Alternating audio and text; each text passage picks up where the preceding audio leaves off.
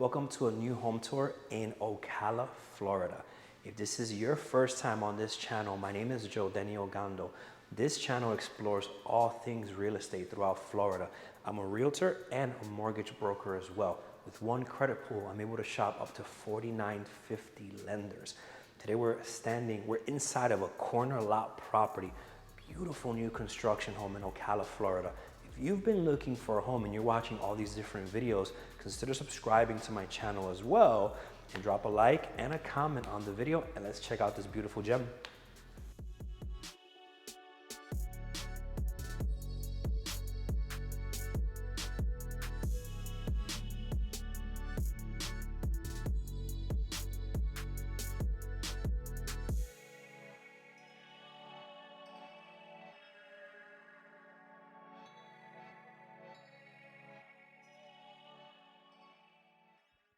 When you're standing outside of this home, the front door faces east, in case that's important to you on which direction the home is facing. This is a 4-bed, 2-bath listed in the low $300,000. What's interesting is it's sitting on a beautiful corner lot and it's over a quarter acre. It's 0.26. So you have all this land for you if you like cutting a lot of grass. But yeah, this is $310,000, 1630 square feet, 4-bed, 2-bath. There's no HOA and no CDD. This is a brand new Ocala home. If you like it, reach out to me, 407-759-5677. That's my direct number. Hours of operation to talk pretty much till every day till 10 p.m. Eastern. We created those flexible hours because some of our clients are in different time zones. We've helped clients from different states, different countries. No different planets yet, but with Elon Musk, you know, messing around in the space and stuff, that's sure to come. Let's check out this house.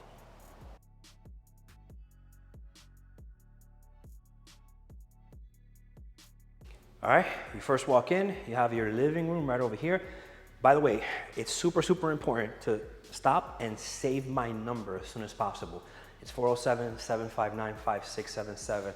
A lot of clients watch these videos for, you know, weeks, months, even years, and then they're like, oh, I didn't save your number, and then they find me like on a different video. So stop what you're doing and save it now.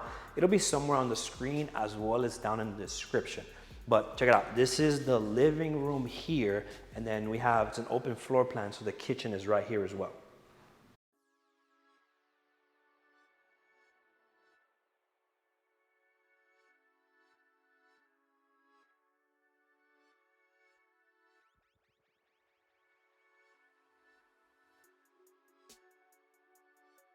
This is your kitchen. I'm originally from New York. I was born in the Bronx, moved to Manhattan, moved to the Bronx again, then I moved out here. So, you know, up there we had tiny spaces where we fit like 5 to 6 people in like a 2-bedroom, 3-bedroom apartment, low income, you know, the usual stuff over there. And for you to be able to get a spacious property like this for such a good price, for a fraction of what the rent costs up north, it's just crazy. Got a ton of clients that work remote jobs, live out here, and they can visit when they want. They can go to New York, they can go to Florida, they can go to DR, wherever they want to go. So I would say take advantage now while the prices are low for these beautiful homes.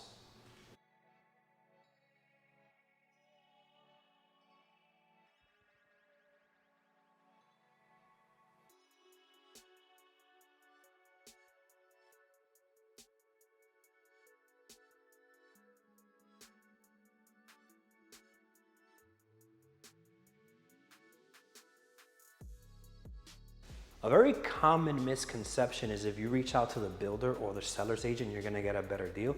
You're actually not. You're better off reaching out to an independent realtor that's gonna have your best interests in mind. That way they can basically get you a better deal. You know, a quick phone call can kind of give me a brief synopsis of what you're looking for, and I can have in minutes, if not seconds, a list of property that fits your criteria. If you were to call the builder, they're only gonna show you their inventory. They're gonna tell you why their inventory is the best, and they're not even gonna know what the other ones are offering, and they might even feed you stories about what they think about the other builders as well. So when you're doing your home search, what most clients do is they start off like on Google, and they're like, new construction homes in Ocala, Orlando, or blah, blah, blah. And what you're gonna see at the top of those search results is paid marketing searches by the builders with the biggest marketing dollars. You're not gonna see the best deals on there. You're gonna sometimes find the best deals if you're very well connected with a realtor that's local, has boots on the ground, and kind of knows all the different builders and all the different builder reps as well. So reach out to me, that way I can get you a customized list.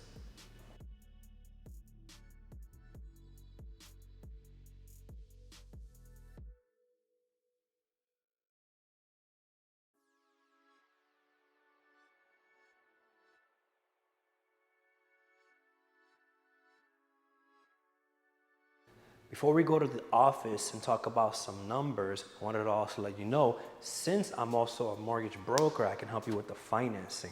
What that means is if you're already working with a realtor that you trust, I want you to continue maintaining that relationship and then just dump the lender and call me and I'll help you with the financing.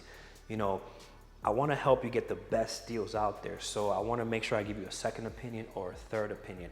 Or if you don't have a realtor or a lender, my team can help do everything. I have different team members in different departments, but I oversee everything. It's not a pyramid, but it looks like a triangle. So I oversee everything and I make sure that everything is on point in different stages of your transaction. So if that sounds beneficial to you, just reach out to me, I can help you. And if you like this home, reach out to me and I'll help you buy it as well. We got a few of them on the market, brand new construction, move-in ready homes.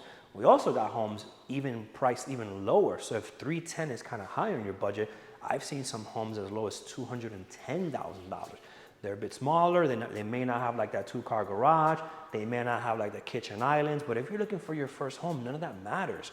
So buy the home. It's going to be yours. Eventually, you turn it into a rental property or you pass it down to a family member or something. Let's just get you into a home and stop renting. So reach out to me right away so I can help you with that. Now let's go back to the studio.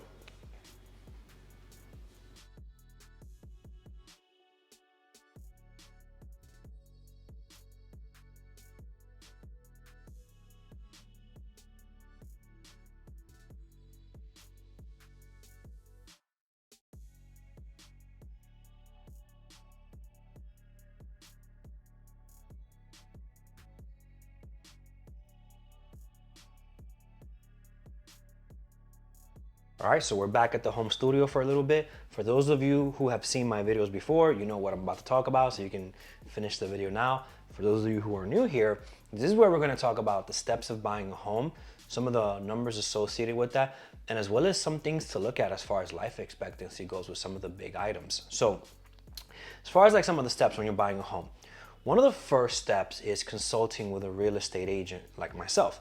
We're able to put together like a synopsis of like what you're looking for, your time frame, budget, and especially with someone like me, I'm also able to help you with your mortgage needs. I'm also a licensed mortgage broker account executive. So with one credit pool, I'm able to shop multiple lenders at one time to see what type of programs you qualify for, what type of options there are, if there's any down payment assistance programs.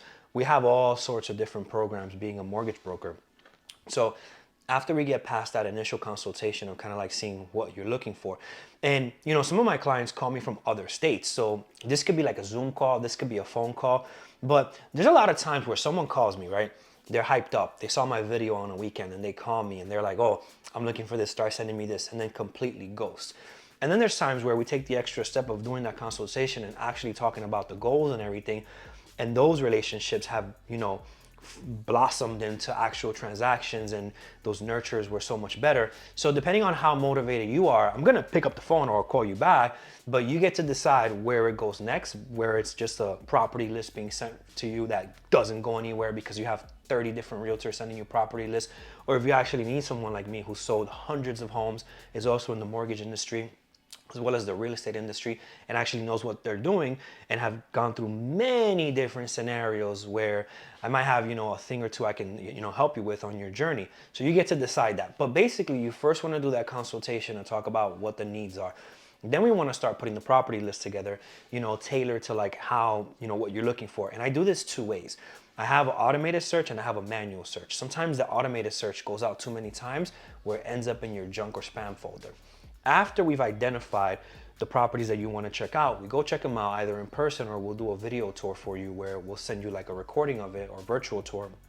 And then we want to negotiate the offer. So those steps are, consulting with an agent, putting the property search together, getting pre-approved if you need to, or having your proof of funds ready, seeing the properties, negotiating an offer. Then we get into the contract. Now we're helping you handle the communications between the title company, the home inspectors, the appraisers, the lenders, the surveyors, everyone that's involved in the transaction. So you want to get a home inspection within the first week, as well as start the escrow file with the title company. Then in the second to third week, we want to get, the appraisal ordered, the survey ordered, the title company's working on the title work, lenders working on the lending work. I'm making sure like a puppet master that everyone's doing their part and communicating with everybody. And then around the third to fourth week, we're wrapping things up and we're trying to see, was there any issues, any repairs, any renegotiations, any appraisal issues, any cloud on the title or title issues, or anything that can go wrong, to try to clear that up before we do the final clear to close. Within 72 hours of that property closing, title company is they're going to try to be ready, lender's going to be ready, they're going to rebalance numbers, you're going to see the numbers, and we're going to see what you're going to sign at closing as far as a settlement statement goes a few days before the closing, sometimes the day of or the day before, but normally you'll have access to that before you get to like the closing table, so there's no surprise on what the numbers are going to be. And in all those steps, it could take anywhere from 3 weeks to like 6 weeks or even longer, depending on, what could go wrong. And who you work with does matter, because sometimes we can kind of like see in advance, this might be an issue. For example, I went to a property and I saw that one of the panels on the electrical was outdated. And I simply made a comment that this might need to be replaced and it might cause insurance issues. And lo and behold, yes, it caused insurance issues, and then that property was still on the market like a few months later also, because the seller was trying to truly sell it as is, and we were trying to explain that in its current condition, it's not insurable to new standards. So who you work with does make a difference on sometimes how the journey is going to go. Now, when it comes to life expectancy on some of the items on the house, I have like a pamphlet here, which an inspector gave me, kind of like detailing what the life expectancy is. Now, this can change based on, how you maintain those items and everything. But something to keep in mind when you're buying a resale home or even a new construction home is the life expectancy of a roof can be anywhere from 12 to 15 years if it's shingles. So sometimes you'll get it like pressure washed or cleaned up real good, but the inspector's job is to determine how much life is left on that roof. And if there's not a lot of life left on it, the insurance companies might give you issues when you're trying to buy the home, trying to reinsure that. So the current coverage doesn't just disappear. For example, the new coverage might not be an option if there's not much life left on it. There's many different ways to negotiate a roof.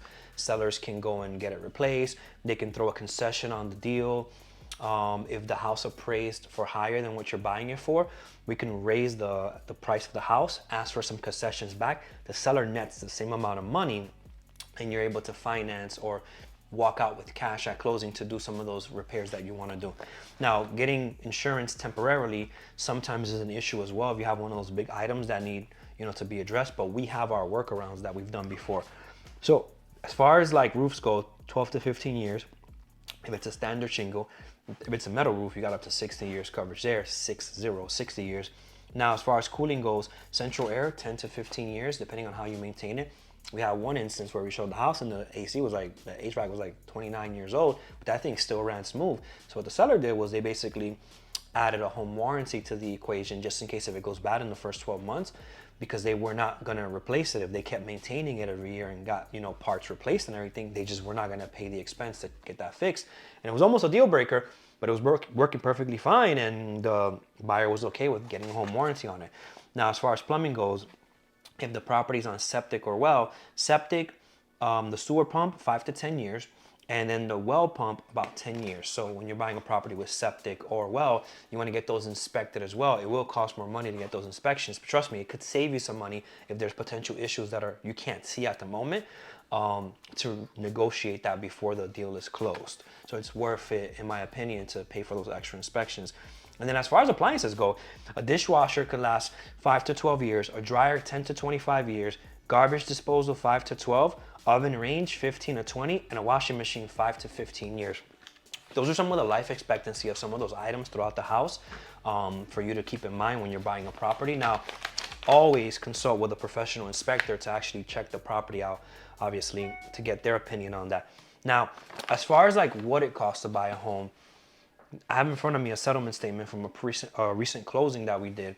And I wanted to go over what's going to be outlined on this document that you're going to sign at closing. So you're going to have the section with the financials first, which is going to show the sale of the property price, any deposits, any loan amount. So what you're buying it for, what deposit you put down, and then what the mortgage is going to be on it. If there is one, that's going to be right there. Prorations and adjustments. So any county taxes are there, HOA assessments are there, anything that has to do with the prorations or adjustments are going to be there. The next section is going to be loan charges. That's where you're going to see any points, origination fees, underwriting fees, flood certification, tax certification, prepaid interest, and then you have loan charges and other loan charges. Impounds are next. So we have homeowners insurance in there as the impounds, and then title charges are going to be on the next section. And then we're going to have commissions. Depending on when you're watching this video, if it's before August 17th, 2024, commissions are being handled a certain way. And then after August, or on August 17th and after, commissions are being handled a different way. And they're going to be paid out a little bit differently. It's going to be negotiated up front with the buyers, because for a long time, the sellers were the ones that just flat out paid the commission. Now they're changing some of the rules up, and I'm not a lawyer or anything, but we have our ways of how we're going to navigate those waters when the time comes. Depending on when you're watching this video, the way that the commission is being paid out can change. So that's something your buyer's agent or me would negotiate directly with you. Commissions is next. Government recording and transfer charges, any payoffs on the mortgage is going to be next, and any miscellaneous fees. Now, one of the things that's very confusing when you're buying a house is property taxes and homeowners insurance. So what happens is, when you're buying a property, the property taxes are going to be prorated between the seller and the buyer. And the scary part is that a lot of people see it as, oh, the taxes went up. Well, no, the taxes were reassessed eventually after you bought the property. So what happens is, sometimes homes don't go for sale for a very long time, and they're at a certain, rate with their taxes, or, tax amount every month. And then after some years of the home being sold, the current tax rates or whatever are going to be higher. So when the home gets reassessed about a year later, the property taxes are going to adjust to what they should be. And it scares a lot of people, because that means that the numbers are going up. Because a lot of times when you're buying homes, a lot of times they're a little bit higher. You're buying it at a higher price than what they sold before. There are some times in like the luxury market where you're buying houses that were super expensive and they get super low, but based on my history and my sales, our averages are like 350K price points. We've sold over $34 million in homes, and at an average of like 350. Those are like gonna be like scenarios where they appreciated as we help those buyers buy those. Not too many scenarios where they depreciated. So the property taxes get adjusted up.